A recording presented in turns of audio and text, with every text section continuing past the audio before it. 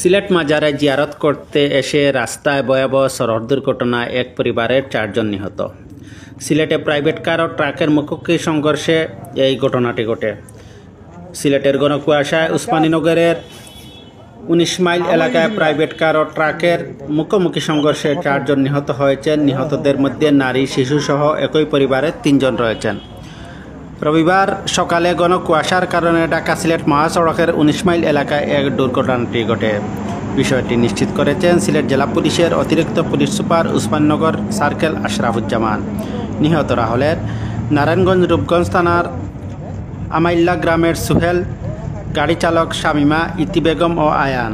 জানা যায় রোববার সকালে ঢাকা সিলেটের মহাসড়কের উসমানীনগরে প্রাইভেট কার ও ট্রাকের মুখোমুখি সংঘর্ষ হয়। এ সময় ঘটনাস্থলে 2 জনের মৃত্যু হয়। পরে হাসপাতালে চিকিৎসাধীন অবস্থায় আরও 3 জন মারা যান।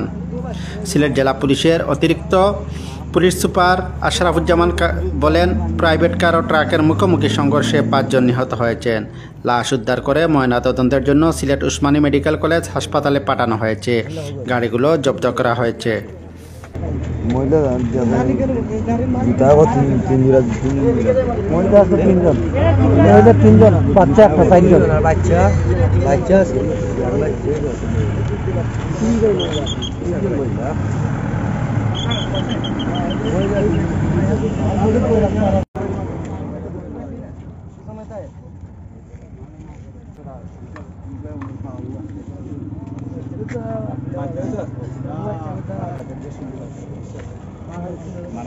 না বাচ্চা আসবো মা মরে গেছে নিবা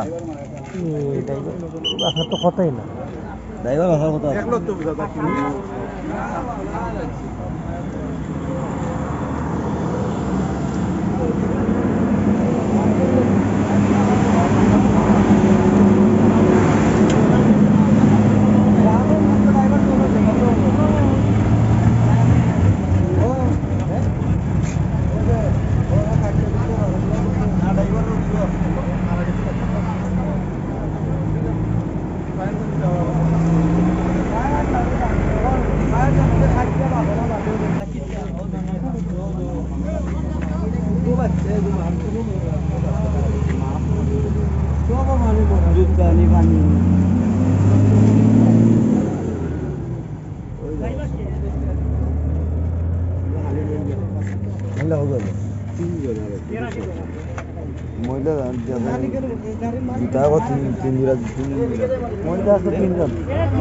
তিনজন বাচ্চা একটা 4 জন বাচ্চা আছে।